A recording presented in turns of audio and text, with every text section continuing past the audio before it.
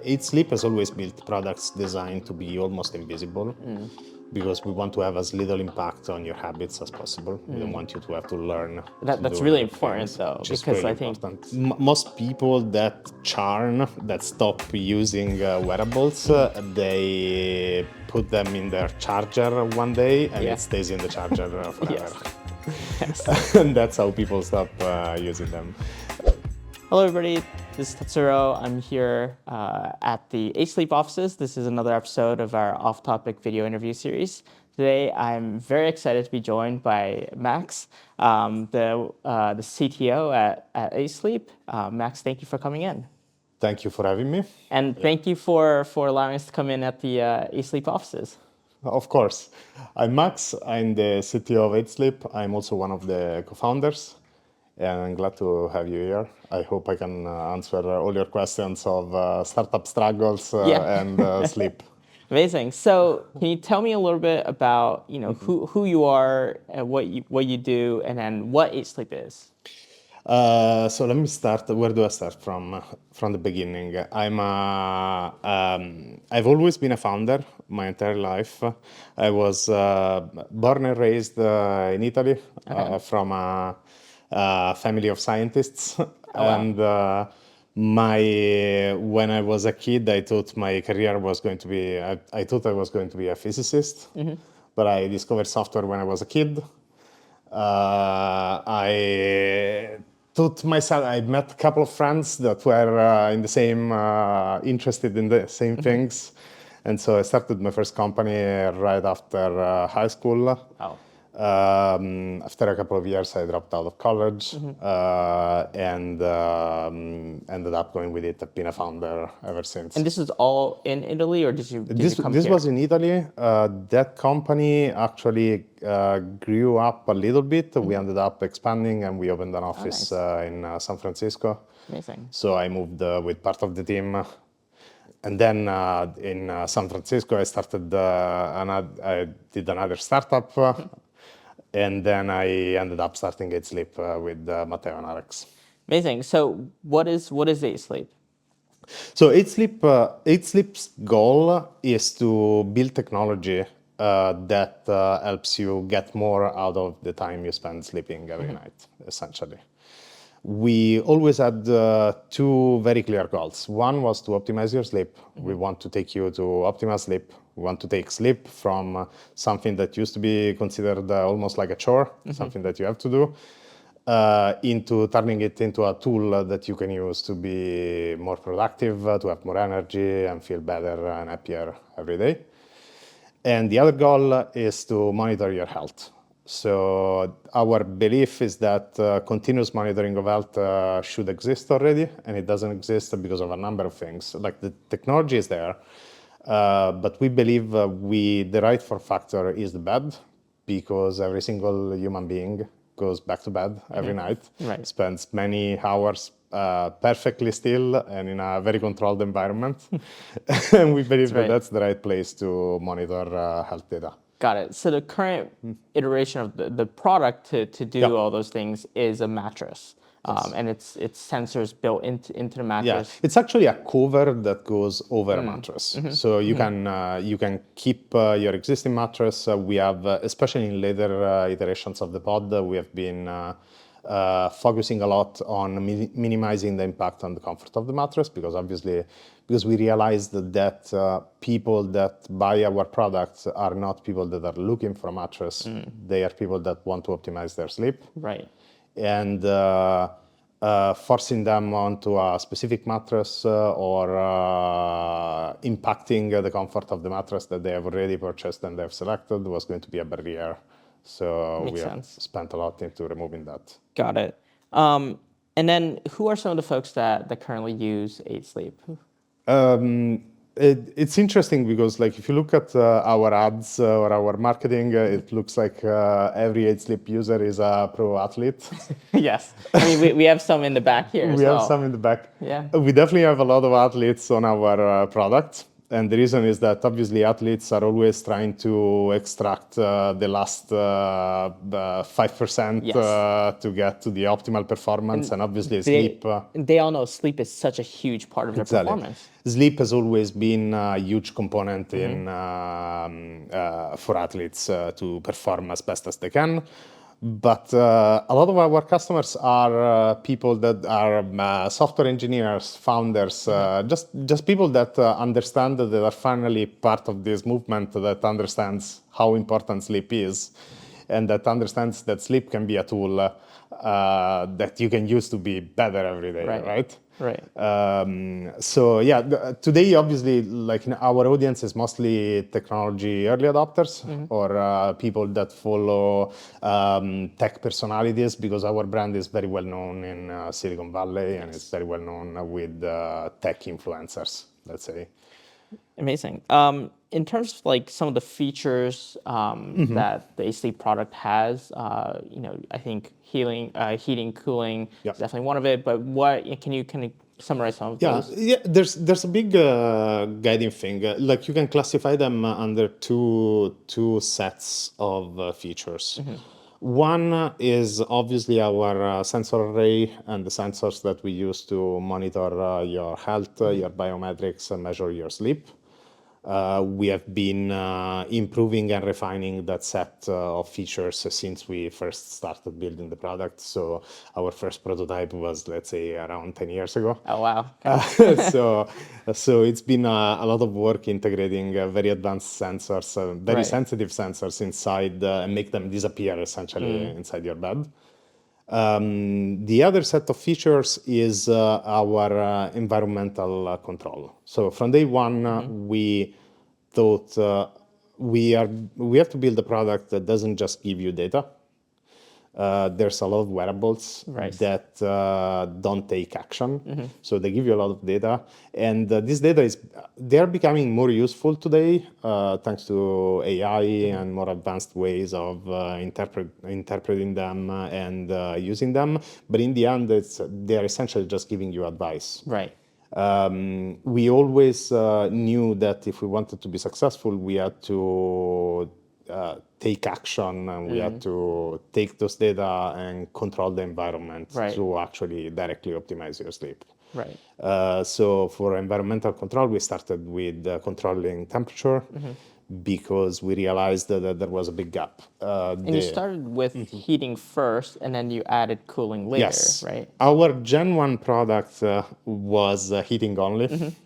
So just to explain, so your sensors would essentially detect people's temperature, and then depending on that, you would raise the temperature and then later on cool as well. We were already collecting biometrics, obviously not with the same level of accuracy we are doing today, but essentially our sensors work in a way, the most important ones are similar to how a stethoscope works. So when you are laying in bed, we are essentially listening to your heartbeats, to your respiration, movements. Our Gen 1 product was doing heating only, and it was mostly because it was sort of an MVP.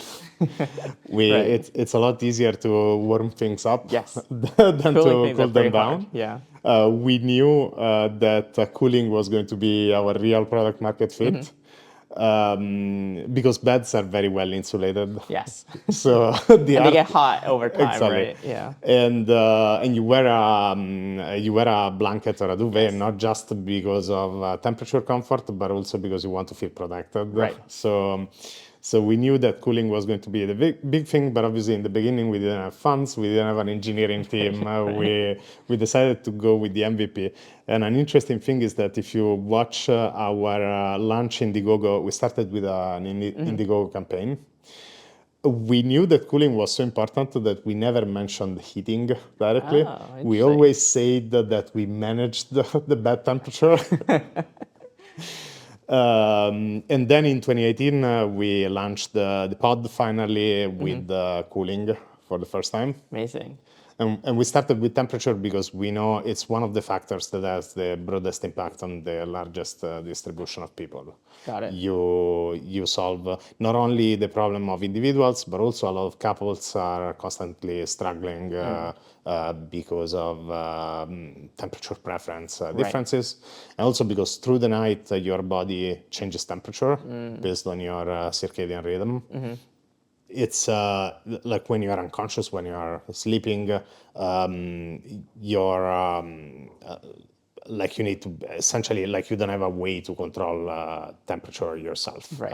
And so the first thing that the pod did is help you get Right. improve your night through And the this is temperature. what you mean by taking action, right? It's not Yes.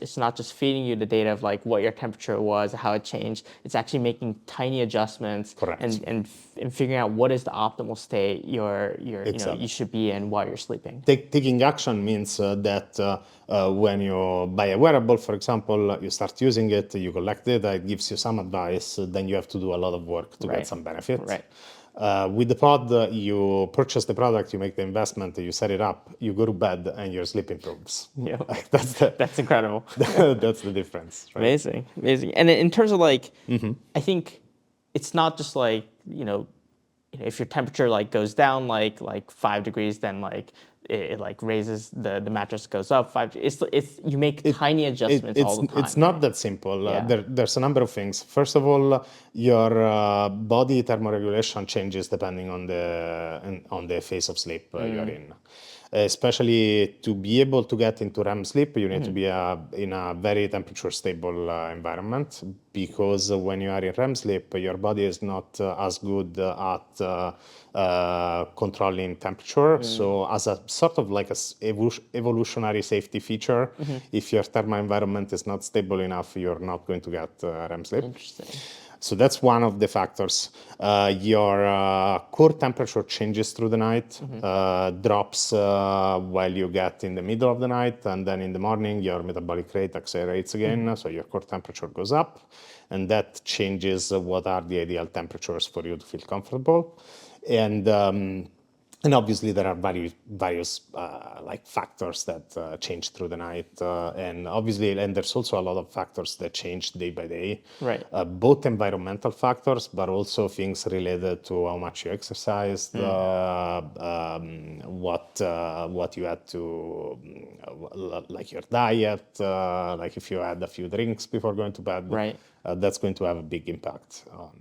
And so Asleep has an app associated with Yeah. with the product, and there you can kind of set what kind of temperature you prefer as well. It tells you what kind of adjustments it made. I'm assuming it also integrates with like third-party Yes. software as well, and so you can better monitor and take action on your health. Yeah.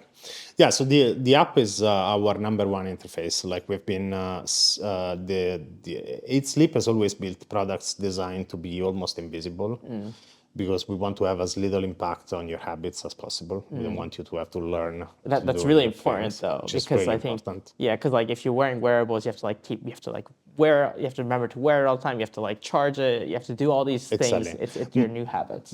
Most people that stop using wearables, they put them in their charger one day, and Yeah. it stays in the charger forever. Yes.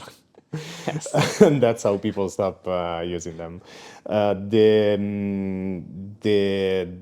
When we designed It Sleep and we came up with our form factor, one of the goals was exactly that. We want to build a product that you set it up once, and then you use it for many hours every single day forever, right? Yeah. Amazing. Can we talk a little bit about kind of the origin story here? Because I think you had met with the CEO Matteo. Yeah. And I think he was trying to do a different startup at the time. Yes. I think it was like a 3D printed jewelry startup called Mia. I think it Yes. was. And then you guys started talking. It turned into a conversation about sleep.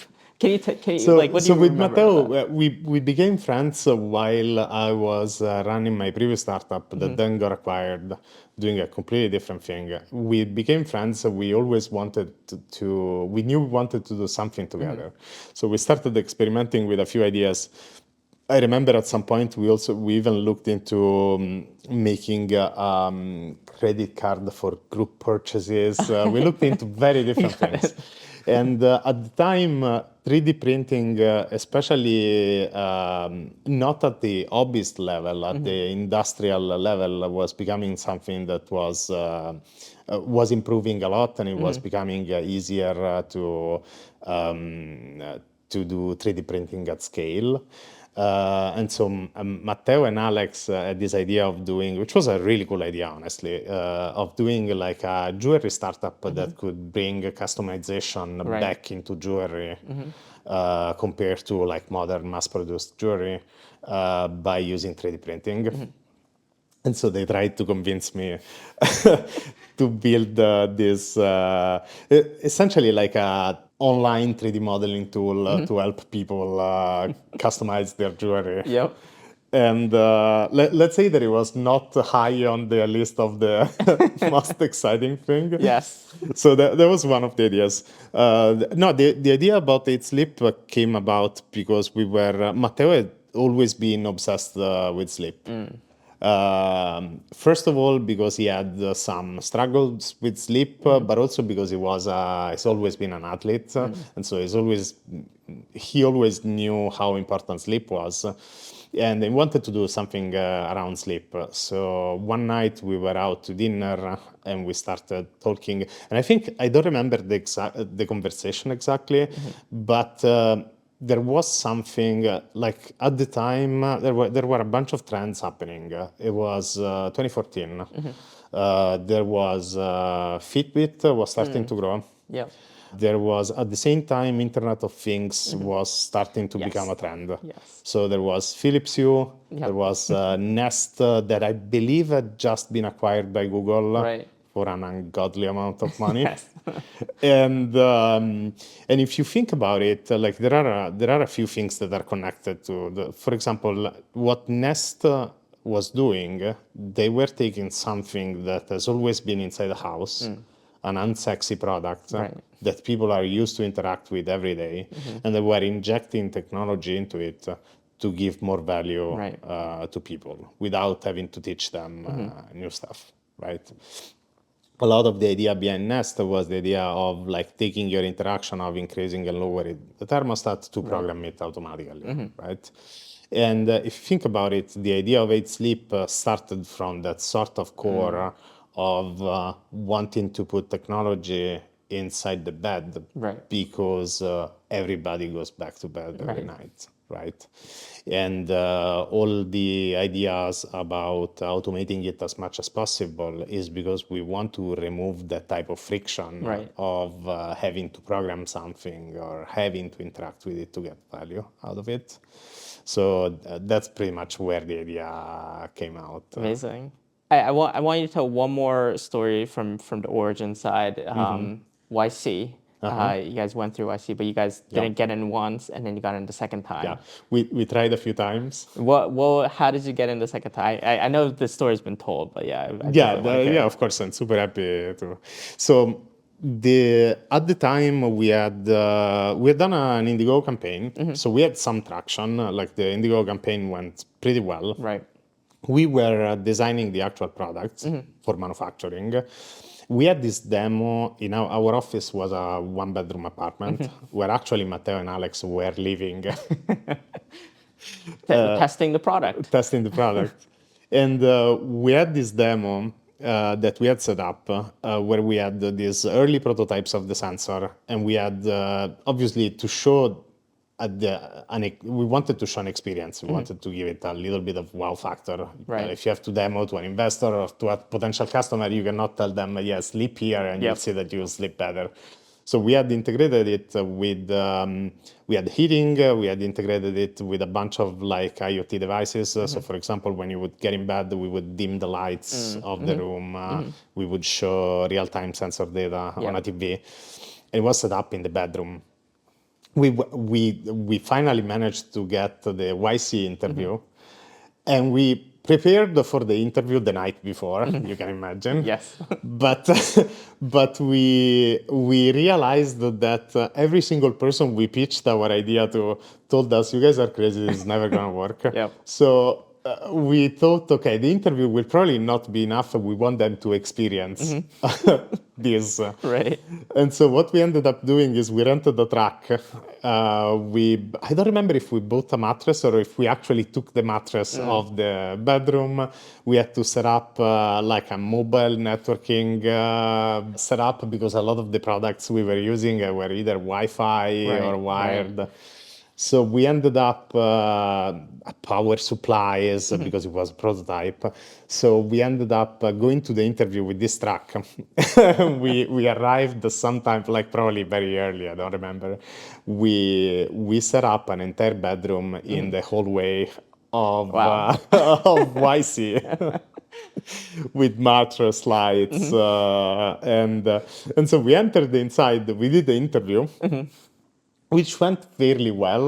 Honestly, I don't remember because there was Jessica Livingston, who was one of the interviewers, and she's Right. always been one of my idols. So I was too excited to Yes. realize what was happening. And so at the end of the interview, they said, "Okay, we are done. You can leave." And we looked at each other and we were like, "Do you guys want to try the product?" And so we took the interviewers outside, and they were pretty surprised that Right. we had a full bedroom set up outside of That's the incredible. interview. So you set up that all like that day, right? Yeah, Right. it was that morning. Absolutely, we went crazy. early. Obviously, there are if you look online, there are pictures of Yes. Matteo and myself dragging a mattress. That's incredible. But it shows the hustle that you guys had. Absolutely. Okay, let's go back a little bit to the product because the product's super interesting. And so there's a lot of environmental factors when you go to sleep, and you mentioned a lot of them. What factors does a sleep track now, and what does it want to track in the future? So the factors we control, metrics we track, we touched on them. We have heart rate, respiratory rate, movement, sleep stages, obviously ambient temp, humidity. Right. The factors we control is we started with temperature because we felt like we could have the biggest impact on a lot of people. Right. And there's still a lot more we can do with temperature. I can touch about like there are more specific needs that we can solve of different types of audiences. We launched in 2024, we launched the first version of Pod Ultra, which adds an adjustable base that changes your posture. Obviously, you can use the adjustable base to like read in bed or to find a more relaxing position. But the killer feature is that we can control posture, which means for the first time we can help people that snore and that suffer of sleep apnea, obstructive sleep apnea. And snoring was like we literally went from like temperature impacts a ton of people. Snoring and sleep apnea, 30% of people over 30 suffer of sleep apnea. It's also one of the most underdiagnosed conditions. Right. And so the next thing we wanted to do is we wanted to help those people. And with the adjustable base, what we can do is we can, first of all, we reused the existing sensors, our existing sensor stack to learn how to classify snoring and how to identify respiratory problems. And now with the adjustable base, we have a way with Pod Ultra, we have a way to control your posture to mitigate snoring. Wow. And so that's incredible. So that was the next step. And again, like this is something that there's small adjustments going all the time within the mattress, right? Correct. And so like there's a lot of like products out there that that at least claim or that try to help with sleep apnea, but then they're like a one-time fit thing, right? Or like they're with this solving these problems is really hard because each factor is connected to everything else. So you need to find the perfect trade-off between many different things. from the posture and the snoring part, you are trading off, like you are trying to obviously change the posture and stop the sleeper from snoring, but at the same time you have to pay attention not to wake them up. Right. And it's a very subtle Yes. thing. And it becomes even more complicated because I think 70% of our customers are couples. So the trade-off is not only you need to not wake up the snorer, Right. but especially you have to avoid waking up the other person. Yes. So it's very easy to do a poor job at solving the problem. Yeah.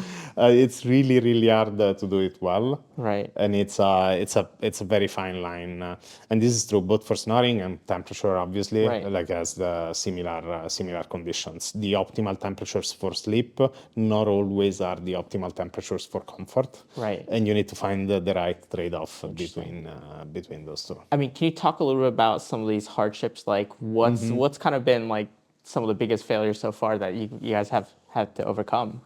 Failures. There's been in many cases there's been intentional decisions on Okay. trade-offs. I'll give you an example. Our first pod, so the first time we were doing cooling, was pretty uncomfortable. Okay. How so? How so? A few years later, I can admit it was uncomfortable. It felt a little bit plasticky, and Okay. so the problem is this. The problem is that when you need to do cooling and you need to cool down a bed, you have to optimize the trade-off between how much you can cool, how much noise you make, Right. and how comfortable the bed is. Because when you want to make something comfortable, normally you have to add foam to it, and foam is a really good insulator. And now I don't want to go too technical, but essentially our product is a series of heat exchanges from the top of the bed all the way to expelling it inside the bedroom, essentially. The more efficiency you lose on the surface of the bed, the worse the entire cycle becomes, to the point where you cannot cool anymore, essentially. So in our first product, we wanted absolutely to make it super quiet. And we wanted to prove that we could effectively cool the bed. Right. So I remember this conversation with Matteo where we were deciding, okay, do we want to make it more comfortable, but kind of okay on cooling, or do we want to over-index on cooling? And because it was our first product and a lot of people were skeptical, we decided to over-index on making it very efficient at cooling. Interesting. So our first product was able to get really, really cold, Right. but it was very uncomfortable. Got it. But it still was quiet. Right. So essentially, we decided to sacrifice a little bit on the comfort side intentionally, because we knew that doing kind of an okay job at everything was going to fail. Right. And obviously, as we iterated on the product, like now, pod, I think the biggest impact on comfort, like pod 3, pod 4, between pod 3 and pod 4 is when we really solved the comfort problem completely without compromising on cooling performance. Got it. And you're currently on Pod 5 right now. We are on pod in terms 5. of what's on sale. Yes. And so Pod 5 Ultra, I think, is in terms of like pricing, it's a little over $5,000. Yeah. If you buy the full suite, Right. they're essentially best-in-class health tracking combined with temperature control, posture adjustment, and environmental sounds. So the pod also controls does white noise, custom content. Amazing. And I'm assuming it's intentionally kind of priced high currently. It's more of a luxury product. Is the intent to eventually get to kind of a more kind of scaled product, or is the current kind of focus being more kind of luxury? Yeah, it's an excellent question. We are still we are definitely a premium product and will always be a premium product. We will definitely at some point in the future. We are not in a rush because we still have a lot of space to grow in the market this price point. we took an approach when you're building a hardware company, unless you are a hype-fueled startup with an insane amount of cash in the bank from Yeah. day one, you need to build a sustainable business on day one. Right. And to be able to do it, especially with a hardware product, normally you have to pick what to optimize for. And you're normally picking between moving fast, having high quality, and reducing price. And from day one, we decided to optimize for being able to move faster because obviously we need to innovate in a Right. space that didn't have a lot of innovation before. And we wanted to optimize on quality because we want to make our first customers and now our current customers obviously extremely happy about the product. And being extremely happy about the product is what makes 8sleep possible. Right. Right. Most hardware startups, especially consumer hardware startups, fail because they underestimate how expensive it is to acquire a customer. Yes. Yes. They think the product itself is going to sell everything, but that's not always the case. Yes. Exactly, that's not always the case. And the only way for a product to be viable and to reduce the cost of acquiring a customer is having a product that is incredibly good, that people love, so Right. that people will talk about the product, Right. and that will make the entire company sustainable. Makes sense. Makes sense. So that's the stage we are at, and it's still working. It works with customers because there are other products, even traditional dumb beds, that are more expensive Sure. than our product. Yeah. And people are still willing to buy them. Our product is expensive because first of all, there's a lot of like expensive components that go into it, a lot of processes that we have to design from scratch, Right. build from scratch to be able to build a product of that quality. Right. And also because in part you are financing the research and innovation that Right. we are doing, right? Makes sense. And part of the advantage of a sleep compared to other kind of wearables is that because it's a bed, you have a lot more room to put in Yeah. the sensors. People can constantly charge it, and nobody's going to worry about it. Absolutely. Yeah. Can you talk about some of these advantages that you guys have? Yeah, like building in this form factor is extremely painful because you need to make something you make technology comfortable. Yes, it's hard. You have to make it disappear. You have Yeah. to make it extremely quiet. But we always believed in this form factor because first of all, wearables have the challenge that you have to convince people to wear them every day, which is Right. a really big ask, and Yes. you have to people have limited real estate and limited so you need to compete with products that have apps that deliver content that the aesthetics and the design is very personal, for example. With our form factor, like being in a bed means that we get that compliance for free. Right. So people go to bed, they Right. set it up once and they go to bed every time. Then we have power is another constraint that we got rid of with this form factor. Right. We are plugged to the wall, Right. which means if you look at a wearable, their engineering team is probably spending half of their time optimizing for battery life, Right. or optimizing an algorithm to be able to run it on a really tiny chip, Right. low power chip. And we completely removed that constraint because we are plugged to the wall. Right. And which allows us to have a quad-core CPU running Linux Wow. on That's device. incredible. And then another factor is connectivity, is the amount of bandwidth. Right. We're Right. connected via Wi-Fi, That's right. which means we can upload raw sensor data, which Right. means we can use that to improve the product. And we can also get a lot of good telemetry to monitor if the product is working well. And the pod from that point of view is incredibly advanced. We have a lot of sensors, both inside the bed and inside the hub, which is the external unit itself, to monitor the health of the product itself, which allows us to be proactive, for example, if something doesn't work. Got it.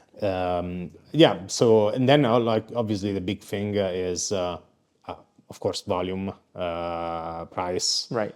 Price point means that $1 sensor for us has a very tiny impact on Right. the MSRP of the product. Got it. So adding a sensor is not going to be an Exactly, which issue. means we can over provision for sensor, Makes have more sense. redundancy, and then obviously the fact that we take action is a huge that we Right. can take action from that form factor is a huge advantage. And I think the other thing, and this is similar with other wearables as well, is you're tracking a lot of time, and it's over a large number of days, years. And so I think one of the really, really cool things about Sleep and other kind of health tracking devices is that it can track. I mean, maybe Sleep more than others. It can start to track aging. Yeah. Right. And like, what are some of the added benefits or like potentially new kind of areas that Sleep can track that Well, others? there's like both on the single night and over long periods of time there are different advantages. On the single night, for example, the fact that you are sleeping most of the time you're in bed, you're perfectly still.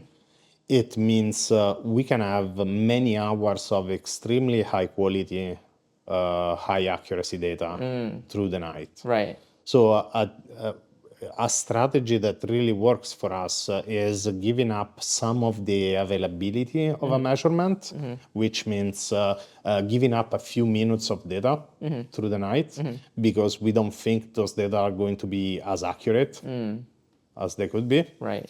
Right. And we can give up a little bit, like a few minutes of those data to guarantee that all of the data we collect are extremely high quality data. Interesting. While instead, like for example, being a wearable, you are moving around, Right. there are light conditions that are changing. Right. A lot of the time, the wearable is not in the perfect conditions to get really high accuracy data. Right. Sleep has that data availability that is much higher. So that gives us very high quality data. And obviously the fact that our users sleep on the product every single night for years. Because when you buy a product like ours, you expect to use it for 3 to 5 years. And that's the case. It means that we are, for example, we can see the changes over a long period of time in your resting heart rate, which is a metric. Or, for example, we can see the changes of HRV that depend on the changes in your diet, how much you're exercising, Right. and eventually we want to be able to monitor arterial stiffness, essentially arterial age, which is an indicator of your cardiovascular age. And like these are things that obviously are trends that you don't see one day to the next. Right. These are trends that you see over years. And all of this kind of connects to, in August you announced a fundraise. Yeah. Then you didn't just announce a fundraise, you announced two kind of AI initiatives. One is more on the sleep coach, and then one on kind of the longevity twin. Can you talk a little about kind of about both of those things? I can give you a little bit. It's things that today seem I'm not saying obvious, but we have the clear opportunity to be able to do that. So talking about the coach, this is something that we have been always working on.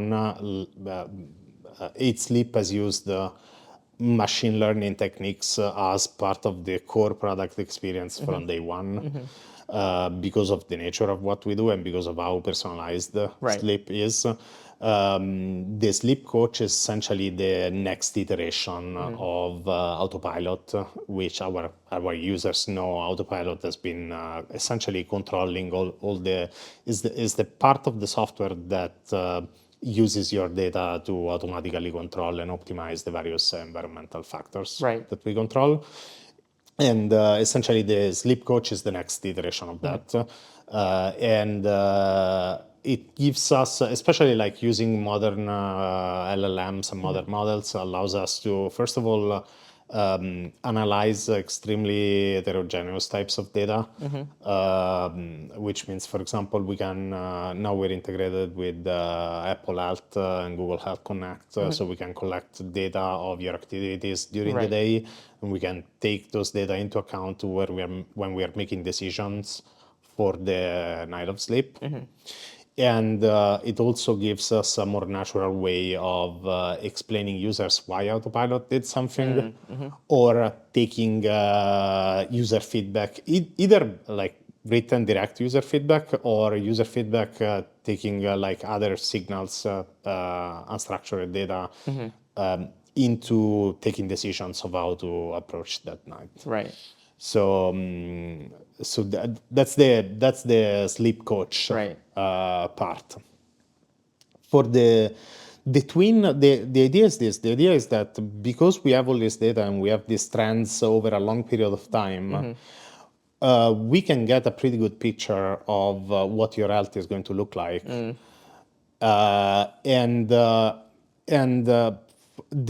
we believe the twin is the right tool to show you.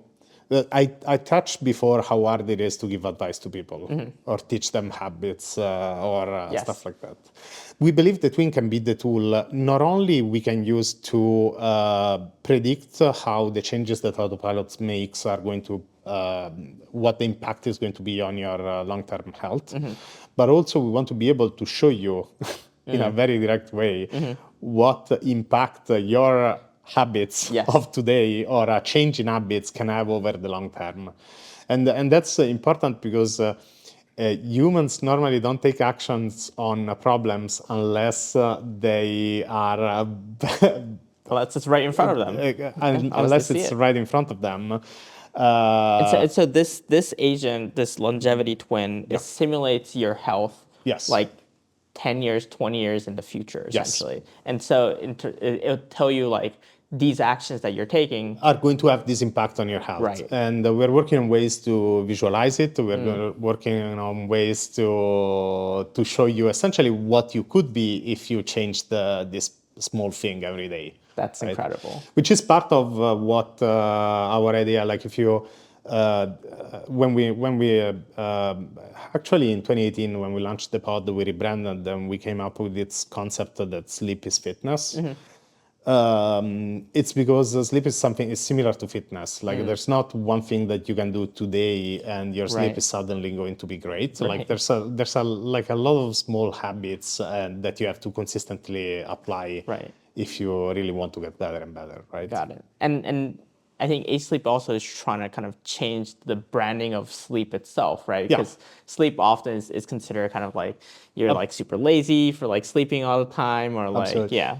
People 10 years ago and still today sometimes, people used to be proud when they were sleeping very little. Yes. Right? Yes. Like, I only slept Especially 3 High hours, performance yeah. people used Yeah. to say, yeah, I only sleep 4 hours per night, and so I get 3 more hours of work. Yeah. And now instead, people are finally understanding that sleep can be a tool to be more productive and more competitive. Right. And so we're working on changing that narrative. It's part of our mission. It's a hard mission, but it's definitely important. I think so. Some of the last questions. One of the coolest things I saw with Sleep, because you have all this data from users, right? You can kind of figure out different demographic data, different geographical data as well. I remember one of them was when the Sam Altman firing happened with the OpenAI thing. Yeah. I think Matteo posted that San Francisco had a spike in low quality sleep, a 27% increase in people getting under 5 hours sleep. Can you talk a little bit about some of the data that you guys get, like some interesting things, if there is any, whether if it's demographic or geographic kind of data? So we are constantly looking for problems, for problems that we can solve. Yes. When we look at aggregated data. So first of all, the interesting thing is that sleep is extremely personal, and even when you run clinical studies around sleep. You're doing research. Normally, you take 10 subjects and you try to control their diet as much as possible. You try to control their exercise as much as possible. And it's still, even within a clinical trial, is extremely hard to get a strong signal from these tests. Right.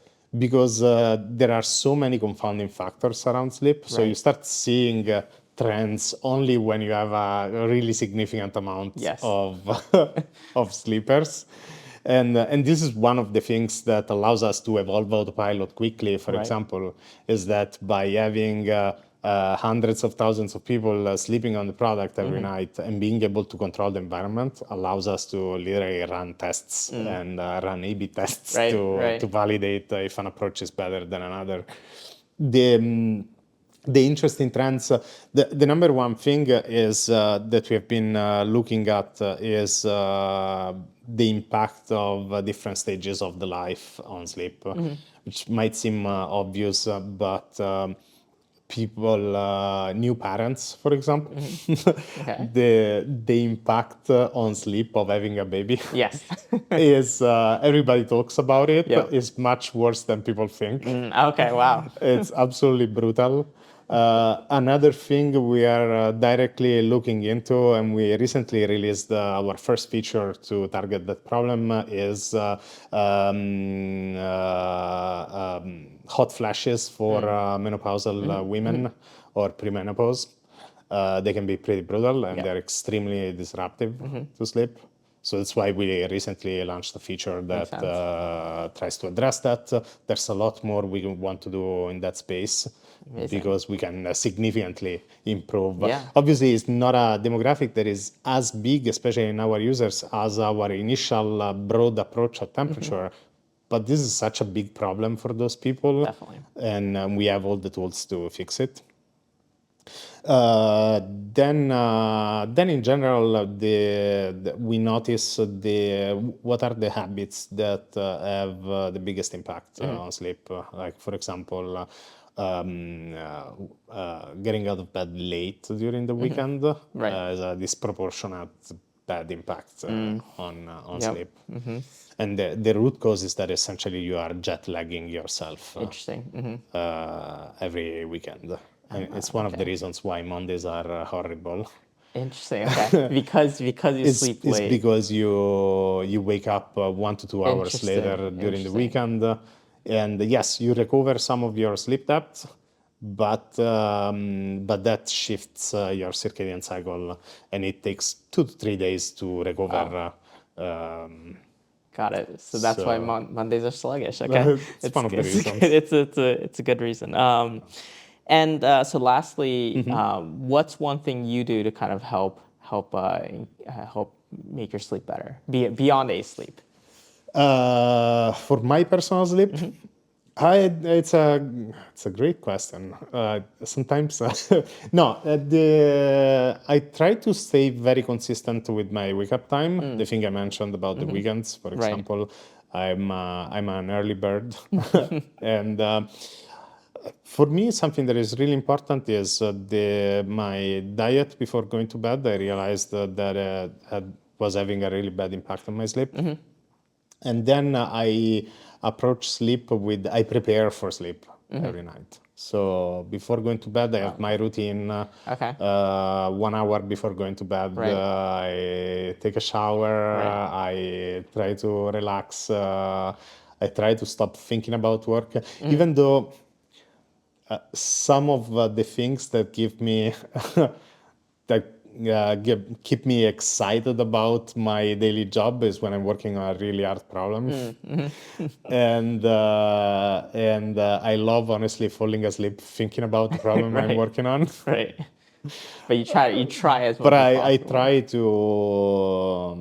to disconnect as much as possible and to relax, and I always wake up at the same time. Got it. For me, it's super important. Amazing. Well, Max, this has been great, and hope for the best, and hope It was Sleep comes to a lot Japan. of fun.